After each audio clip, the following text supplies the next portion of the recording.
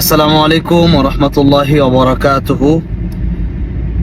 ফিলিস্তিনের নির্যাতিত মুসলিমদের পক্ষে এবং ইসরায়েলি ইহুদিদের বর্বরতার বিরুদ্ধে আগামী 12 এপ্রিল রোজ শনিবার মার্চ ফর গাজায় অংশগ্রহণ করছেন বাংলাদেশের শীর্ষস্থানীয় ওলামায়ে কেরামগণ এবং রাজনৈতিক ব্যক্তিবর্গ।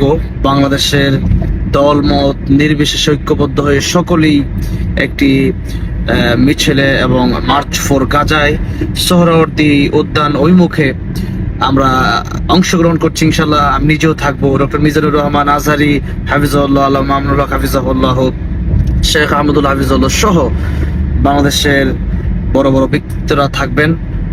আপনাদের সকলের উপস্থিতি কামনা করছি, সবাই থাকবেন ইনশাআল্লাহ। এই একটি যাত্রা, একটি মার্চ ফর গাজার মাধ্যমে আমাদের অনেক বড় একটি প্রতিবাদ বাংলাদেশ থেকে হবে ইনশাআল্লাহ।